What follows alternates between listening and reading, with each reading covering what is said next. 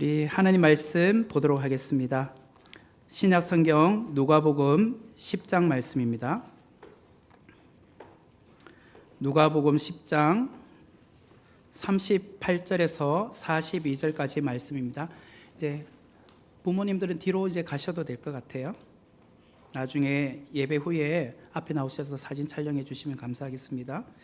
누가복음 10장 38절에서 42절까지 말씀 제가 봉독해 드리겠습니다. 그들이 길 갈 때에 예수께서 한 마을에 들어가심에 마르다라 이름하는 한 여자가 자기 집으로 영접하더라. 그에게 마리아라 하는 동생이 있어 주의 발치에 앉아 그의 말씀을 듣더니 마르다는 준비하는 일이 많아 마음이 분주한지라. 예수께 나아가 이르되 주여, 내 동생이 나 혼자 일하게 두는 것을 생각하지 아니하시나이까? 그를 명하사 나를 도와주라 하소서.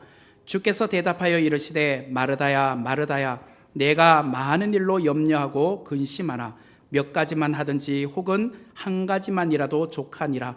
마리아는 이 좋은 편을 택하였으니 빼앗기지 아니하리라 하시니라. 아멘. 이 시간 오늘은 누가복음 10장 38절부터 42절까지 말씀을 중심으로 어떻게 섬길까라는 제목으로 귀한 은혜를 함께 나누겠습니다. 오늘 본문을 읽으면 여러분 어떤 생각이 드십니까? 오늘날 우리 교회들에게 종종 일어나고 있는 이야기구나라는 생각이 들었습니까? 네, 어떤 분은 주일 예배 후에 성도들의 점심 식사를 준비하기 위해서 주방에서 일하는 분들도 있죠. 또 어떤 성도님들은 추우나 더우나 비가 오나 눈이 오나 바깥에 나가서 주차로 섬기시는 성도님들도 계십니다.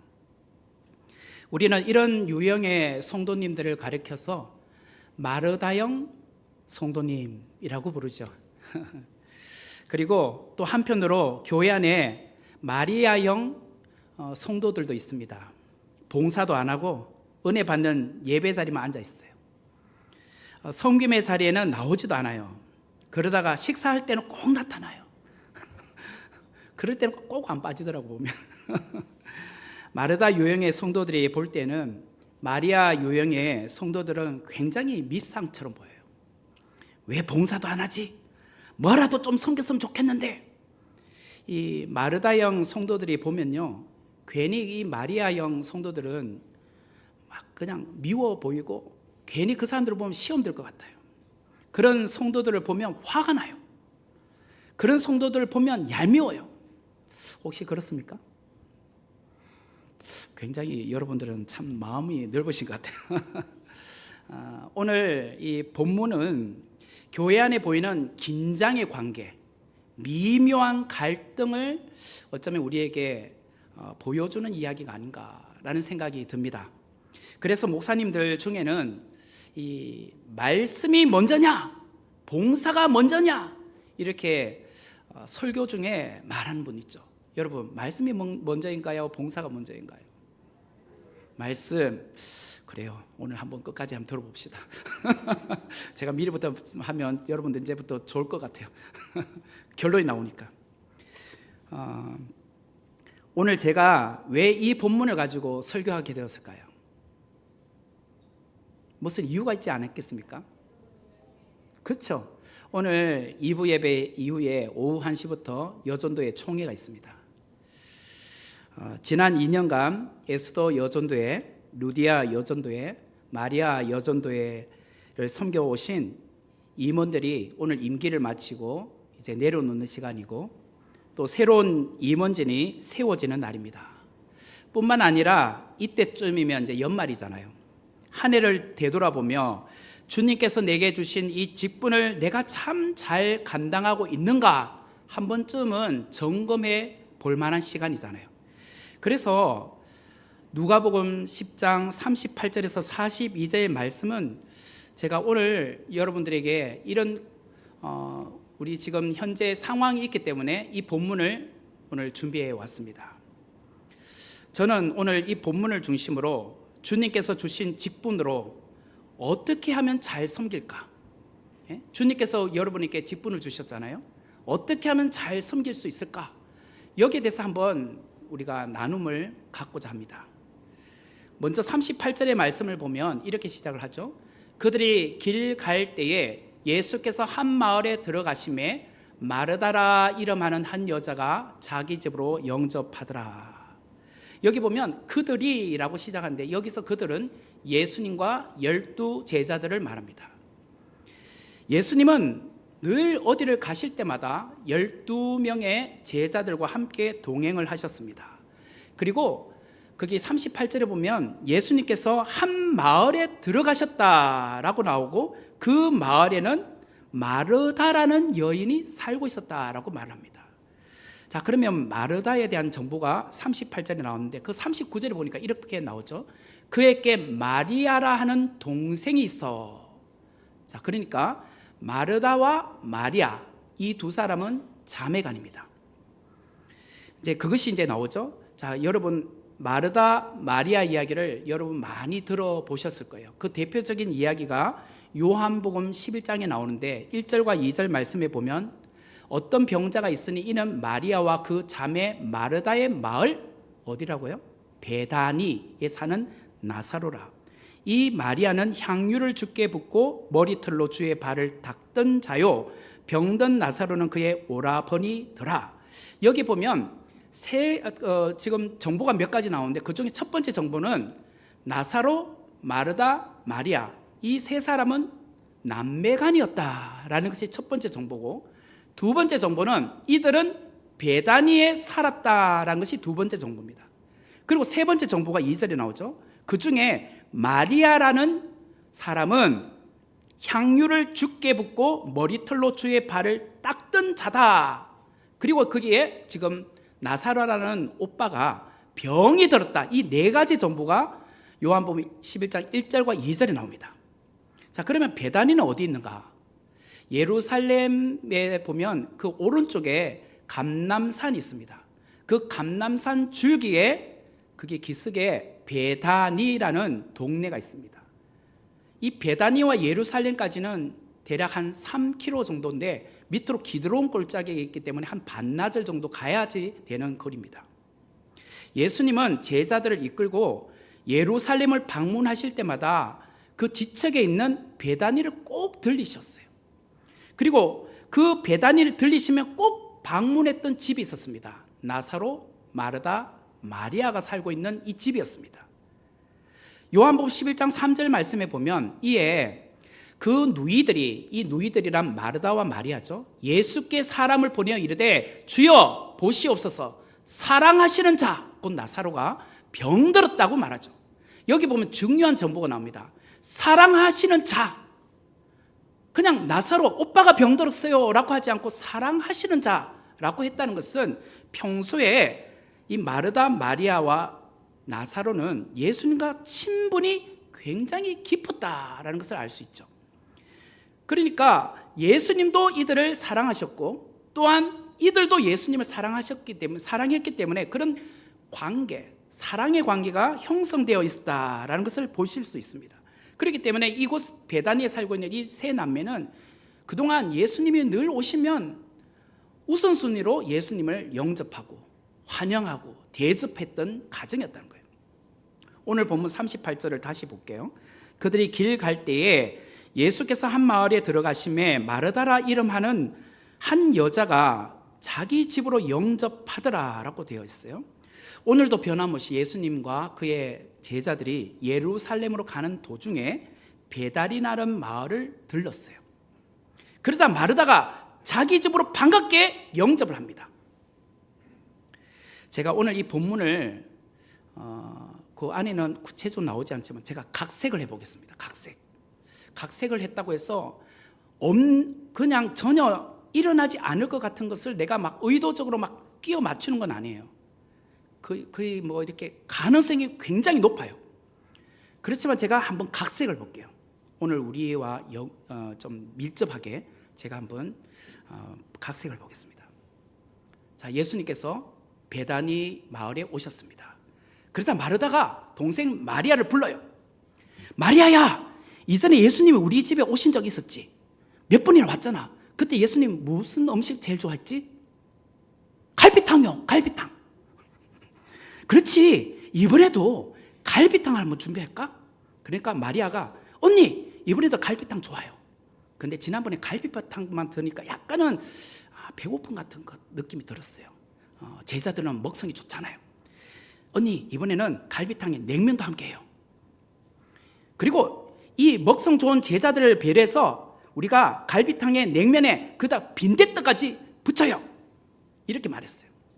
그래서 마리아는 결국 언니하고 그래 하면서 이제 서로 합의를 본 거죠. 그러면서 마르다가 그러면 내가 지금 냉면하고 갈비탕을 준비할 테니까 동생 너는 빈대떡을 이렇게 해라, 구워라, 부쳐라, 이런 식으로 말을 하게 돼요. 그래서 이 두 사람은 신이 나서 음식을 준비하기를 원했습니다. 그래서 부엌에 가서 막 재료를 찾고 그렇게 했어요. 그런데 예수님과 제자들이 이제 자기 집으로 들어오는 겁니다. 그때 그냥 부엌에만 있을 수 있습니까? 나가서 마중을 해야죠. 마리아가 나가서 예수님 오셨어요? 아이고 제자들도 안녕, 그동안 잘 지내셨어요? 인사를 하는 겁니다. 그랬더니 예수님과 제자들의 얼굴빛이 예전과 같지 않아요. 다들 인상이 굉장히 무거워요. 마리아는 예수님과 제자들이 먼 길을 와서 피곤해서 그런가? 아니면 배가 고파서 시장에서 그런가? 왜 다들 분위기가 무겁지? 마리아는 뭔가 이상한 것을 감지하기 시작을 했어요. 그래서 마리아는 조심스럽게 평소에 좀 친분이 있는 제자를 불렀어요. 그분이 예를 들자면 요한이라고 합시다. 요한 제자님 잠깐만요. 예수님과 제자들이 왜 이리 얼굴빛이 어두워요? 이전 분위기랑 너무 다른 것 같아요. 그랬더니 그 제자가 이런 말을 합니다. 실은 예수님께서 이곳에 오기 전에 이런 말을 하셨어. 이것 때문에 지금 우리 전체 분위기가 무거워졌어. 무슨 말요? 그 이야기가 누가복음 9장 20절에서 22절에 있습니다. 한번 제가 읽어드릴게요. 예수께서 이르시되 너희는 나를 누구라 하느냐? 베드로가 대답하여 이르되 하나님의 그리스도이시니이다 하니 경고하사 이 말을 아무에게도 이르지 말라 명하시고 이르시되 인자가 많은 고난을 받고 장로들과 대제사장들과 서기관들에게 버림바 되어 죽임을 당하고 제3일에 살아나야 하리라 하시고, 이 부분은 우리가 이미 베드로 시리즈를 통해서 살펴본 내용들이죠. 그때는 이제 마태복음 16장 가지고 이야기했지만 예수님께서 갈릴리 북쪽에 있는 가이사라 빌립보를 방문하셨잖아요. 그러면서 뒤에는 절비한 그 우상들이 있는 그곳에서, 신전이 있는 그곳에서 제자들에게 물었잖아요. 사람들은 인자인 나를 누구라고 하니? 라고 물었더니 들으는 세례요한요, 엘리야요, 예레미야요, 선지자 중에 한 사람이요, 이렇게 말했단 말이에요. 그래서 예수님께서 그러면 너희들은 나를 누구라고 하니? 라고 물었더니 그때 베드로가 주는 그리스도시요 살아계신 하나님의 아들이십니다 라고 답변했단 말이에요. 그리고 나서 주님께서 무엇이라고 했느냐?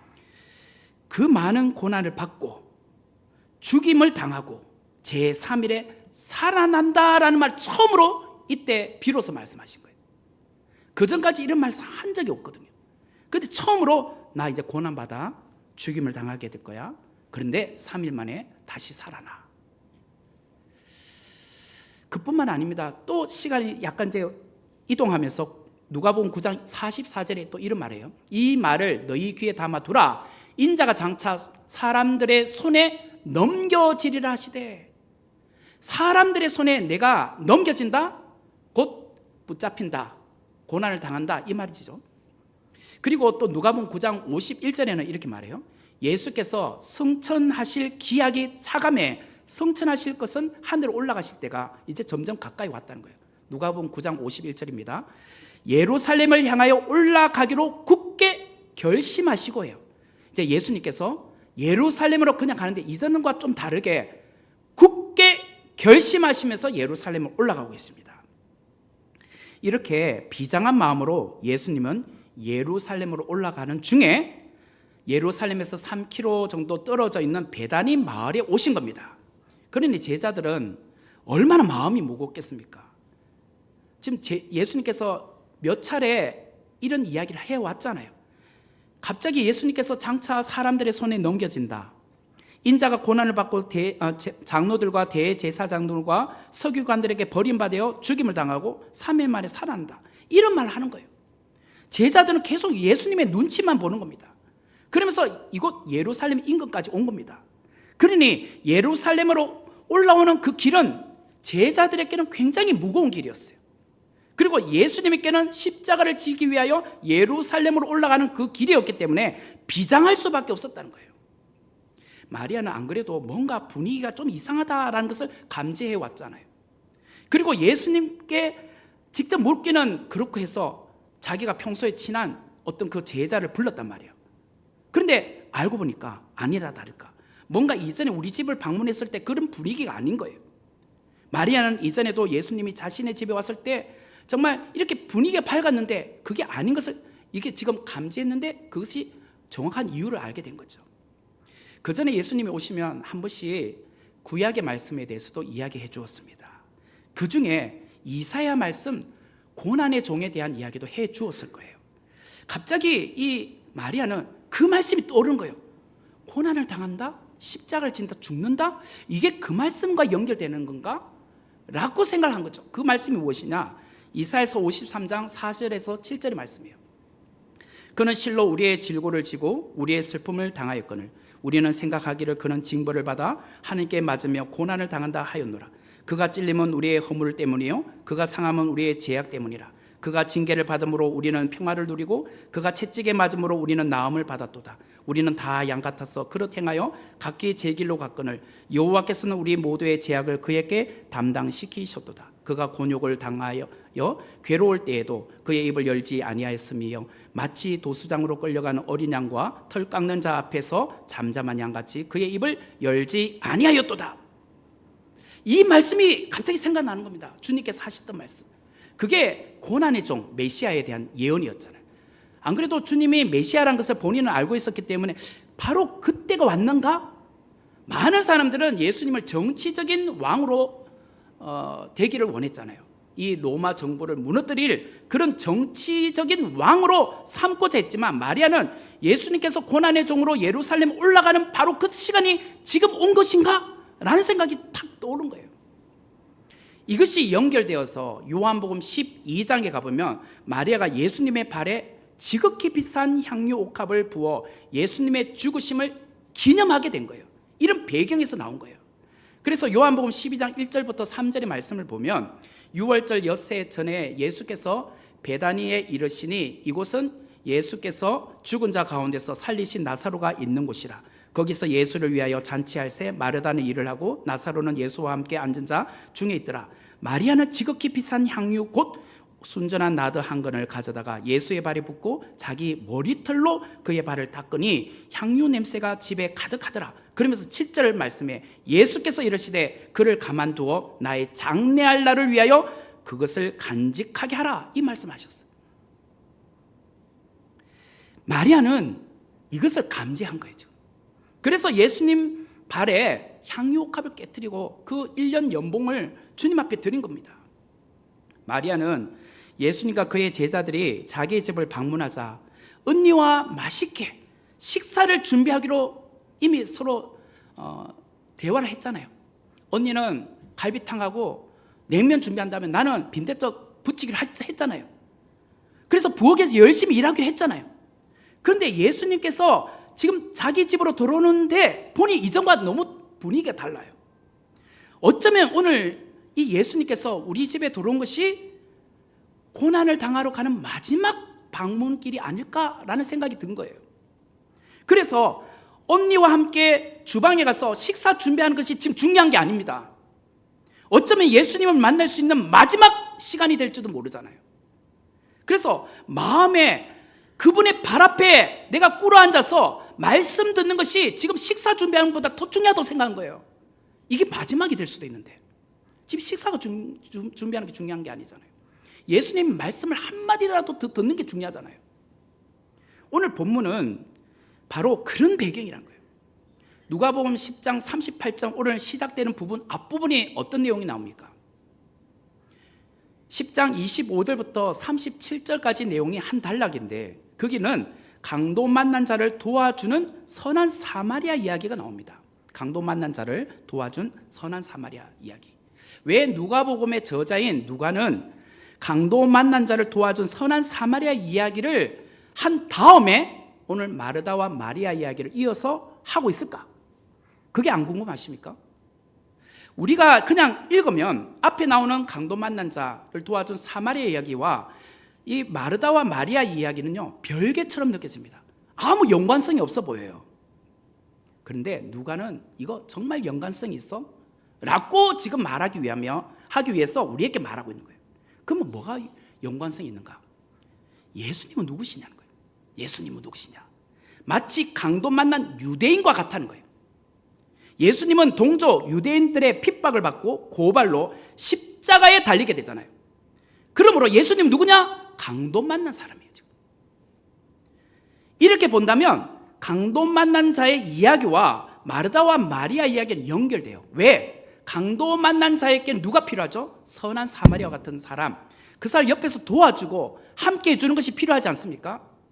그것처럼 지금 예수님이 강도 만난 사람이라면 그 옆에서 예수님 곁에 있어주는 사람, 그 말씀을 들어주는 사람, 그와 시간을 보내는 사람이 중요한 거예요. 그래서 오늘 이 마리아는 부엌에 가서 언니를 도와 부침개를 부칠 일이 아닌 거예요. 지금 그게 중요한 게 아니에요. 예수님 곁에 있어야 되는 것이 더 중요한 거예요. 오늘 본문을 좀 더 깊이 이해하기를 위해서 예수님 당시의 문화적인 배경을 아셔야 돼요. 예수님 당시의 문화적인 배경이 뭘까? 그 당시 문화적인 배경을 보면 여자였던 마리아의 이 행동은 해서는 안 되는 행동을 지금 하고 있는 거예요. 우리나라 초창기 예배당의 모습을 여러분 아십니까?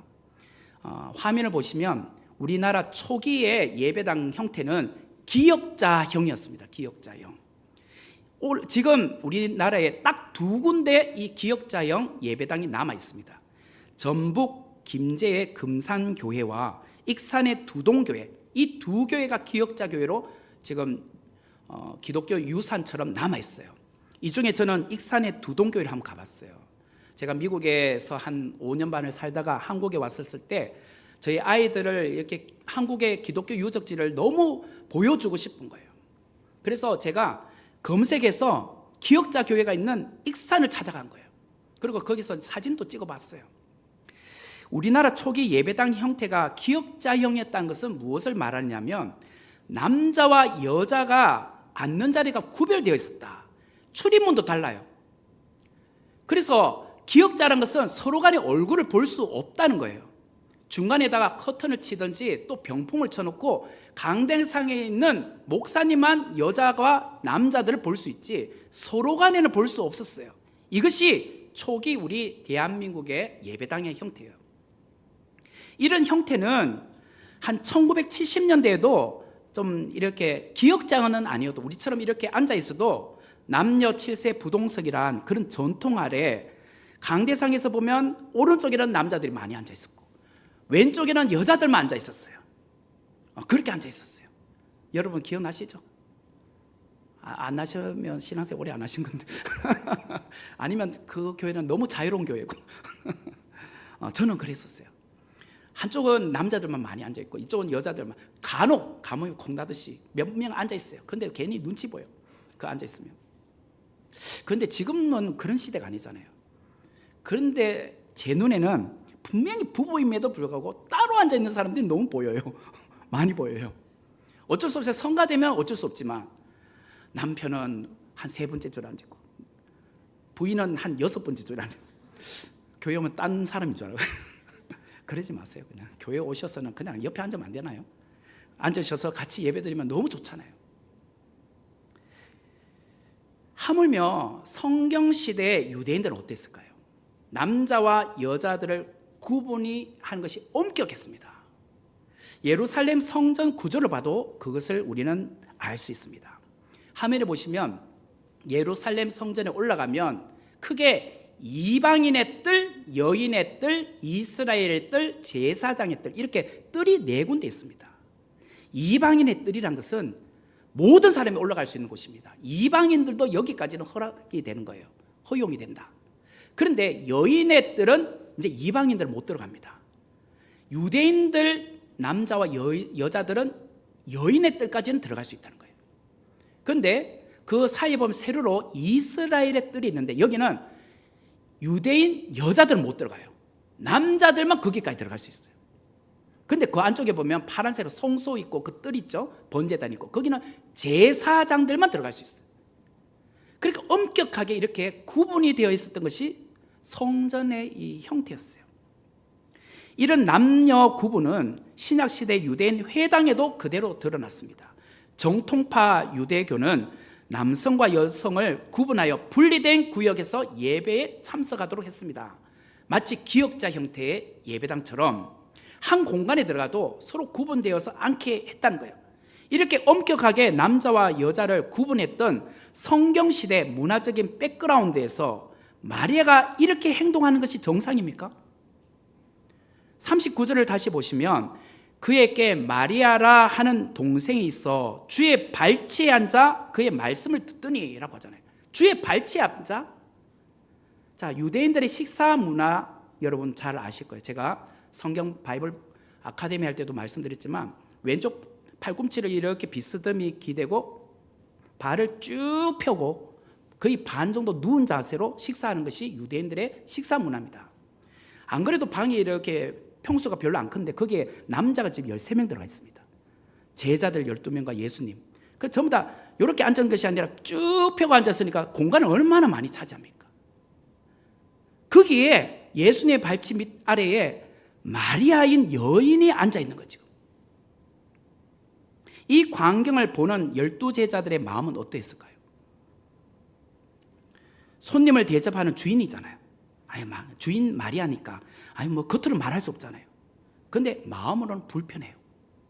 남자들만 들어와 있는데 왜 여자 혼자 들어와 있지? 아무리 자기 집이지만. 어떤 제자들은 이렇게 합니다. 눈치를 줘요. 불편하다 이거야. 헛기침 하면서 좀 제발 나가. 네 지금 자리 보면 몰라. 지금 남자들만 있잖아.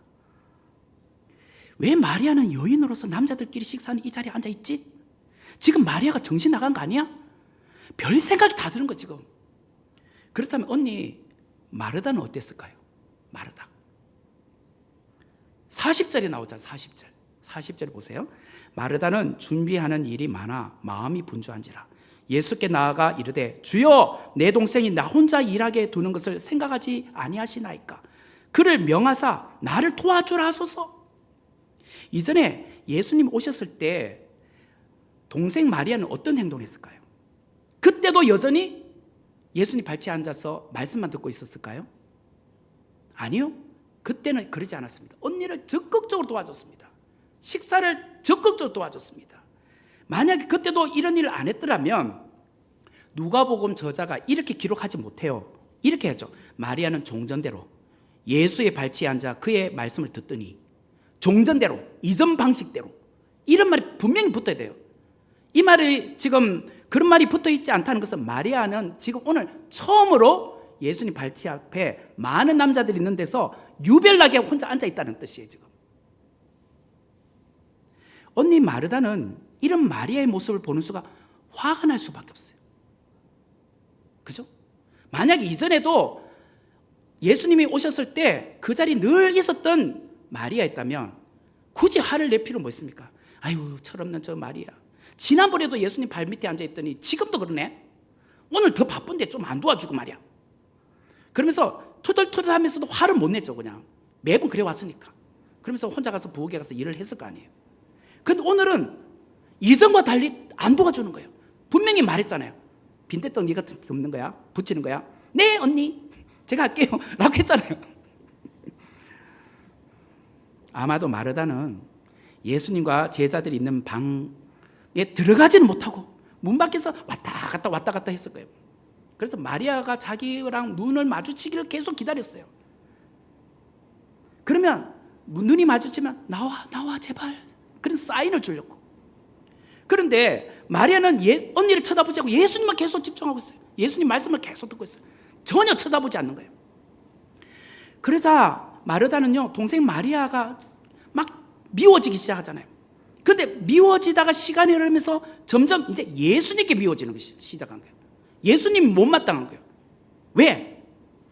마르다의 생각에는 예수님의 동생에게 언니 혼자서 주방에 일하게 하면 되겠냐? 언니가 힘들어하잖아. 가서 네 언니 도와줘야지. 이렇게 말해주길 바랬는데 안 하잖아, 그 말을. 분명히 시간이 흐르면 예수님께서 그런 말 해주셔야 되잖아요. 처음에는 동생 마리아에게 미운 감정이 막 들다가 점점 시간이 흐르면서 이야, 저런 이야기를 안 해주는 예수님 미워지기 시작한 거예요. 그래서 어떻게 해요? 곧장 막 방으로 그냥 들어와요. 막 문 열고 들어가서 동생에게 마리아 너 이놈 당장 안 나와? 지금 얼마나 바쁜지 몰라? 나 혼자만 일 시키고 같이 일하기로 했잖아. 지금 마리아에게 화를 내는 게 아니라 예수님께 화내고 있어요. 지금 예수님께 뭐라고 하죠? 40절 보세요. 예수께 나아가 이르되 주여 내 동생이 나 혼자 일하게 두는 것을 생각하지 아니하시나이까? 그를 명하여 나를 도와주라 하소서. 이 말은요 그냥 주님 도와주게 해주세요 이 말이 아니라 막 소리 지르면서 한 거예요. 예수님께 막 화를 내면서. 언니 마르다가 봤을 때 주변 사람들의 민폐를 끼치고 있는 동생이 예수님께서 따끔하게 좀 혼내주면서 해주면 속이 편할 것 같은데 그런 말 안 해주니까 오히려 예수님께 지금 화를 내고 있는 거예요. 그러자 예수님께서 마르다에게 무엇이라고 말합니까? 41절 42절 주께서 대답하여 이르시되 마르다야 마르다야 네가 많은 일로 염려하고 근심하나 몇 가지만 하든지 혹은 한 가지만이라도 족하니라. 마리아는 이 좋은 편을 택하였으니 빼앗기지 아니하리라 하시니라. 예수님은 큰 소리로 호통치면서 마르다야 이렇게 했을까요? 아니요. 오히려 부드럽고 자상한 소리로 마르다야 마르다야 한 번 부른 게 아니라 두 번이나 마르다야 마르다야 부르셨어요. 꾸중의 소리가 아니었습니다. 마르다야 네가 많은 일로 염려하고 근심하고 있구나. 그러나 필요한 일은 하나뿐이야. 마리아는 좋은 것을 택한 거야. 그러니 그는 그것을 빼앗기지 않을 거야. 이렇게 말씀하셨어요. 자, 그러면 이 문맥의 내용을 알아야 되잖아요. 예수님 말씀이 무슨 의미일까요? 이렇게 말씀한 이유, 의미, 이걸 알아야 되잖아요. 많은 반찬 준비 안 해도 돼. 그냥 나 라면만 끓여줘도 돼. 우리는 라면만 먹어도 맛있게 먹을 수 있어. 괜찮아. 많은 반찬 준비하느라 염려하고 근심하지 마. 네 동생은 부침개 그냥 안 한 거야. 안 먹어도 지금 다른 거 있잖아. 그러니까 그것을 빼앗기지 않을 거야. 이렇게 말한 것일까요? 그런 의미가 아니에요. 교회는 마르다가 없어서는 안 됩니다. 반드시 마르다가 있어야 됩니다. 마르다의 섬김이 없으면 우리는 예배를 제대로 드릴 수 없지요. 오늘 이 예배가 드려지기 위해서 많은 분들의 섬김이 필요했습니다. 교회 차로 성도들을 모시러 가신 장로님과 집사님들의 수고가 있었죠. 또 주보를 접으시고 헌금 주머니 온풍을 켜고 방송 영상을 준비하고 찬양팀 성가대 그 찬양 또 토요일 날 나오셔서 오늘 성도님들의 점심 식사를 준비해 주신 그 순식구들의 수고가 있었잖아요. 그리고 매주일 식당에서 봉사해 주시는 권사님과 집사님들 그 섬김이 있잖아요. 교회는 반드시 마르다의 섬김과 헌신과 봉사가 있어야 합니다. 이런 봉사와 섬김이 중요하지 않다라는 뜻이 아닙니다. 모두들 이제 밥 다 굶으시고 식사 준비하러 가지 마세요 이 말이 아니에요. 가셔야 돼요. 섬겨야 돼요. 그래야 예배가 잘 돌아가잖아요. 마리아가 이 좋은 편을 택하였으니 빼앗기지 아니하리라는 말씀은 예배 드리는 그 시간만큼은 우리가 주님을 바라보잖아요. 그죠? 주님께 집중하는 시간이잖아요. 예배 시간은 주님께 영광 돌리고 하나님 앞에 예배 드리니까 그 주님을 바라보는 시간이지 않습니까? 그런데 섬김의 자리에 있는 사역할 때도 똑같다는 거예요.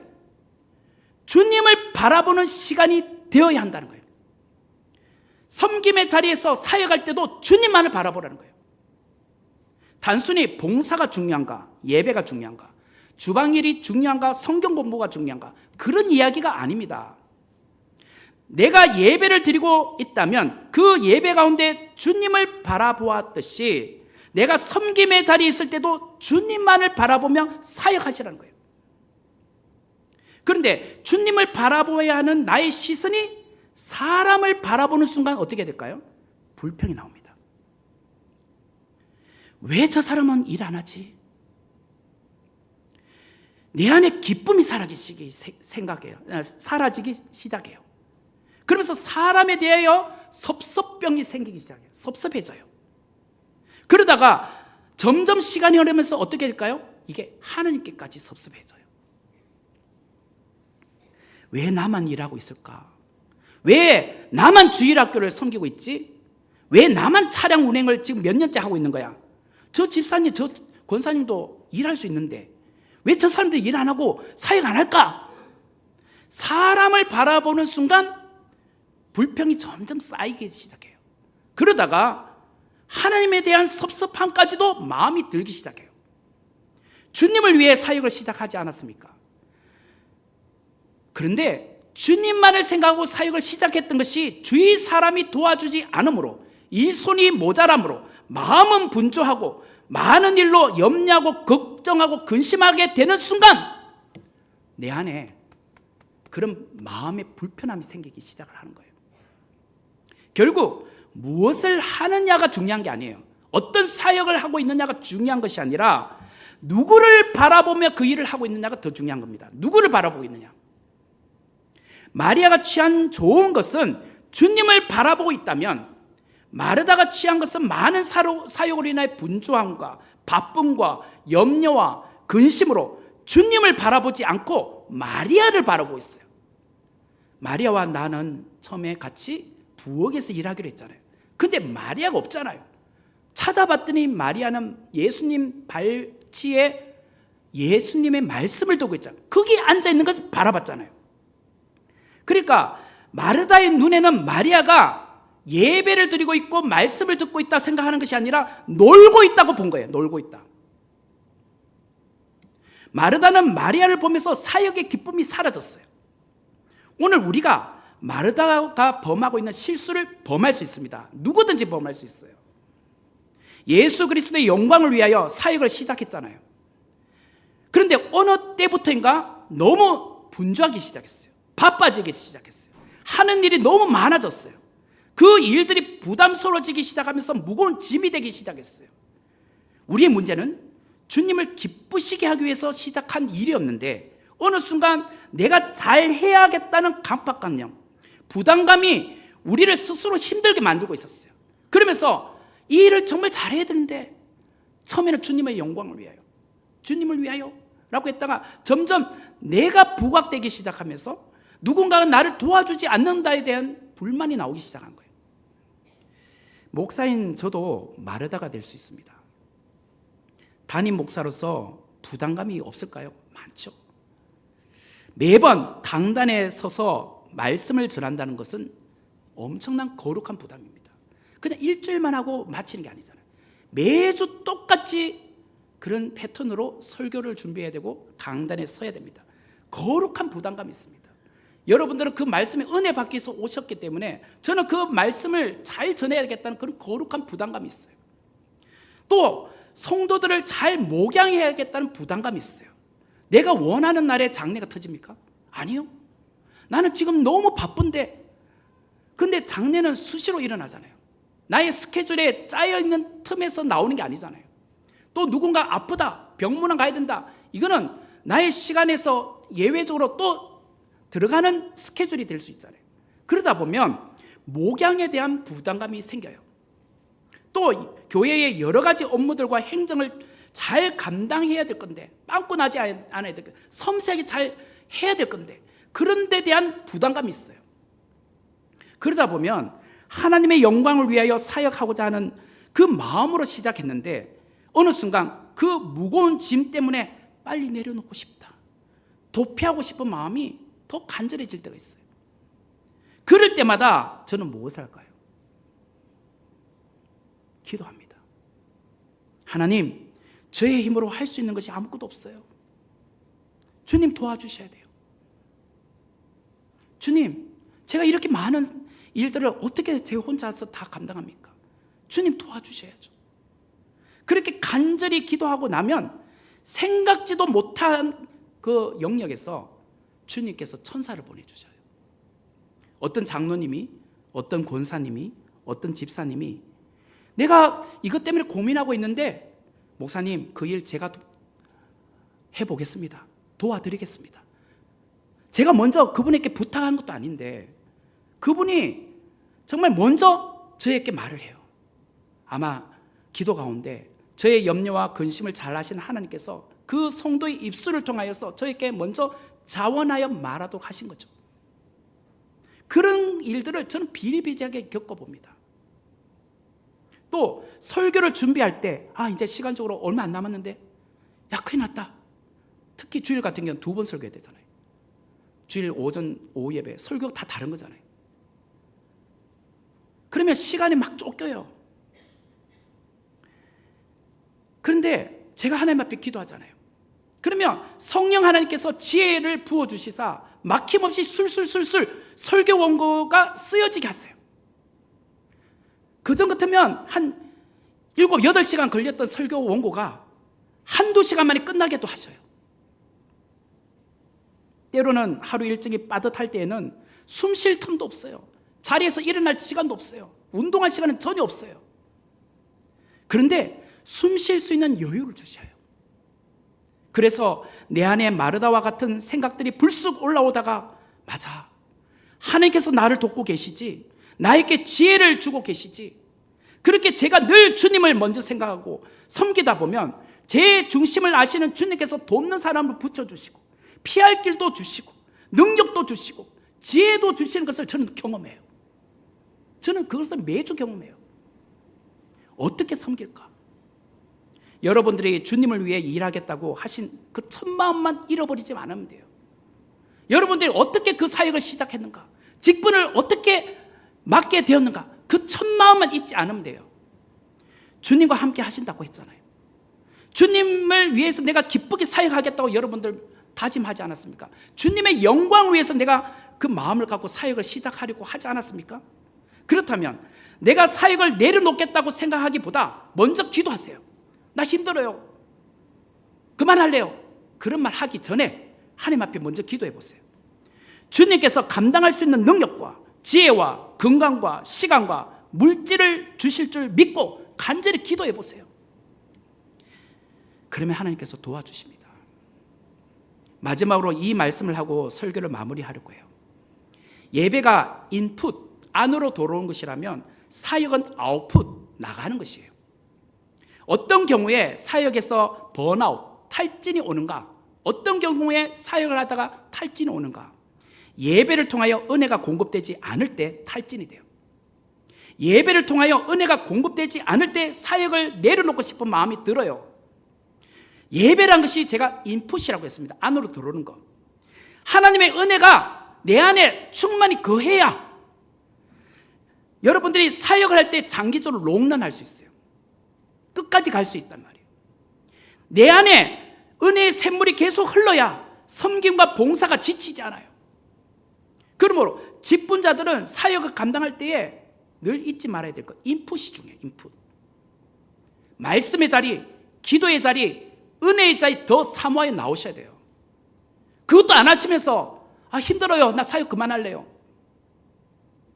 그러지 마세요. 그러면 내가 그만큼 말씀의 자리, 기도의 자리, 은혜의 자리에 와 있었는가? 그렇게 했음에도 불구하고 하나님께서 주시는 메시지가 네 이제 그만 쉬어도 돼, 좀 내려놔. 그러면 내려놓으셔도 돼요. 그게 아니면서도 하나님의 은혜가 부어지는 것을 확인도 안 하면서 놓고 먼저 그냥 말씀하지 마세요. 그 자리에 머물러 계셔 보세요. 말씀의 자리, 기도의 자리, 은혜의 자리에서 주님께 집중해 보세요. 그러면 사역도 기쁨으로 감당할 수 있어요. 나는 어떻게 주님을 섬길 것인가? 나는 어떻게 교회를 섬길 것인가? 나는 어떻게 직분을 감당할 것인가? 제가 결론적으로 말하면 마리아처럼 예배하고 마르다처럼 사역하라. 자, 따라합시다. 마리아처럼 예배하고 마르다처럼 사역하라. 이 두 가지가 균형을 이루셔야 돼요. 어떤 사람은 마리아처럼 예배 자리만 늘러 와요. 은혜만 받고 집에 가요. 아웃풋이 없어. 아웃풋. 사역이 없어. 그럼 불균형입니다. 어떤 사람은 사역을 좋아해. 일하는 것을 즐겨해. 그런데 인풋이 없어. 마리아처럼 예배를 안 드려. 은혜 자리를 사모 안 해. 그러면 번아웃 됩니다. 우리 모두 마리아처럼 예배함으로 은혜가 늘 공급되어야 돼요. 그래야 여러분들이 마르다처럼 열심히 또 사역할 수 있는 힘이 생겨요. 이것이 늘 균형을 이루고 있는가, 밸런스가 맞는가 늘 확인해 보세요. 그래야 주님이 기뻐하시는 그 일을 감당할 수 있어요. 그래서 오늘 우리가 여전도의 총회도 있고 또 이 연말을 맞이해서 직분자들에게 주신 말씀이에요. 나는 어느 쪽에 더 가까운가? 그러면 반대쪽을 보완하세요. 난 예배는 좋아하는데 사역을 안 하고 있지. 난 사역은 즐기는데 예배를 너무 등한시하고 있지. 두 가지를 잘 이루셔야 돼요. 그런 은혜가 우리 모두에게 부어지기를 주의 이름으로 축원합니다. 같이 기도하도록 하겠습니다. 은혜로우신 하나님, 오늘 이 귀한 말씀에 우리가 순종함으로 또 섬김의 자리에서, 헌신의 자리에서 나아가기를 원합니다. 예배를 통하여 은혜를 공급받음으로 사역의 현장의 기쁨으로 하나님께 영광 돌리게 하여 주옵소서. 예수님의 이름으로 기도하옵나이다. 아멘. 우리 다